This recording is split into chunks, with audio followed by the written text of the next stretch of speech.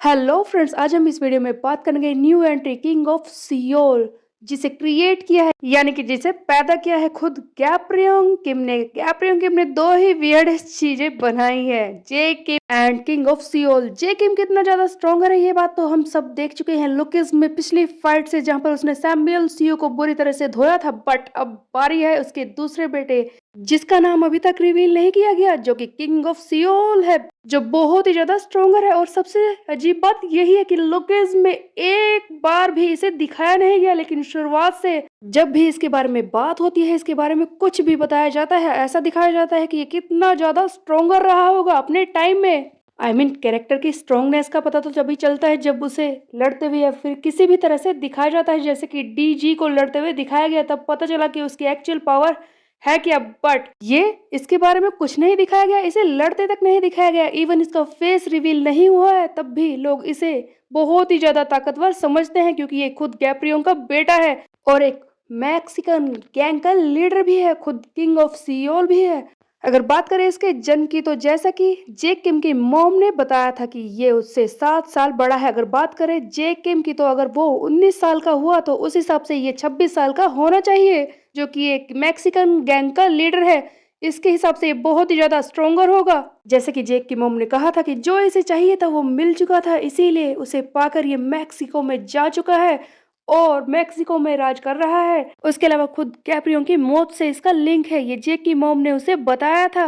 बात करें इस चीज को एक और बार दिखाया गया है, जैसे कि जिनयंग ने जब जेक से लड़ाई की थी, उस वक्त इसने गलती से उसे उसका बड़ा भाई समझ लिया था और ये भी कहा था कि तुम्हें शर्म नहीं आती कि तुमने अपने ही डैड को मार दिया, तुम ऐसा कैसे कर सकते हो।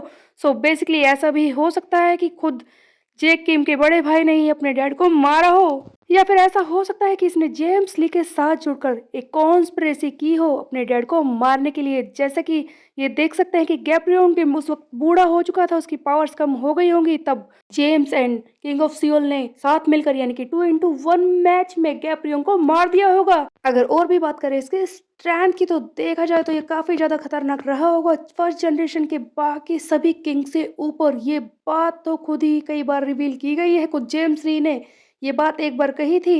एंड इसके अलावा गोंग से अपने ये कहा था कि उस इंसान के अंदर जिसके अंदर गैप्रियन का खून है, वो बाकी सभी लीडर से ऊपर है। हो सकता है कि वो जेम्स ली के लेवल का हो, तो इसी से पता चलता है कि इसकी पावर्स क्या रही होंगी उस टाइम पर। और इसके अलावा जितना भी डार्क पास्ट एक कैरेक्टर का होता है, लुकेस में उसकी ताकत को उतना ही खतरनाक प्रिटेंड किया जाता है। और ये किंग ऑफ सियोल जिसने खुद अपने डैड को ही मारा है, ये बहुत ही ज्यादा खतरनाक होना ही है। आगे इसकी ताकत की बात करें तो जी चैंग क्वाक जो कितना ज्यादा ताकतवर अपने टाइम पर था, उसने पूरे चंगचियोंग पर अपना राज जमाया था, लेकिन उससे पहले वो किंग ऑफ सियोल था, वहां पर राज करता था।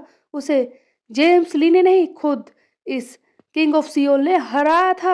जी चैंग क्वैक एक फर्स्ट जनरेशन का किंग था, ये इतना भी आसान नहीं है। किसी भी फर्स्ट जनरेशन के किंग को हराना बहुत ही ज्यादा मुश्किल हो सकता है, क्योंकि हमने देखा ही है कि अब भी उन्हें हराना कितना मुश्किल है, जबकि सेकंड जनरेशन के मेंबर इतने ज्यादा स्ट्रॉन्ग है। उसकी पावर, उसकी टेक्निक, उसकी सारी कैपेबिलिटी उन्हें देखकर ऐसा लगता है कि जी चैंग को हराने वाला खुद भी बहुत ही ज्यादा ताकतवर रहा होगा, जिसने उससे सारा सियोल छीन लिया, उसे वहां से बाहर निकालकर फेंक दिया और उसे मजबूर कर दिया एक बहुत ही बड़े एरिया को छोड़कर एक छोटे से टाउन चंगचियोंग पर राज करने के लिए।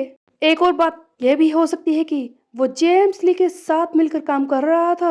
ऐसा जरूरी नहीं है कि वो उससे ज्यादा कमजोर हो सकता है कि ये उसी के लेवल का हो, बल्कि उसकी पावर भी जेम्स ली की तरफ पीक पर ही हो। खुद जेम्स ली ने बहुत सारे फर्स्ट जनरेशन के किंग्स को पीटा था, उनकी हालत खराब कर दी थी, ताइसोमा की आंख निकाल दी, गोंगच्योप का पैर तोड़ दिया था। तो इससे ही पता चलता है कि उसका साथ देने वाला ये किंग ऑफ सियोल भी उतना ही खतरनाक हो सकता है। जैसे कि डीजी की कोई पावर अभी तक रिवील नहीं की गई है, उसी हिसाब से इसकी कोई पावर अभी तक दिखाई नहीं गई, इवन शक्ल भी नहीं दिखाई गई है। बट इसके औरों को देखकर ही ऐसा लगता है कि गन गूर टॉम ब्ली इन सब के लेवल का ही ये रहा है।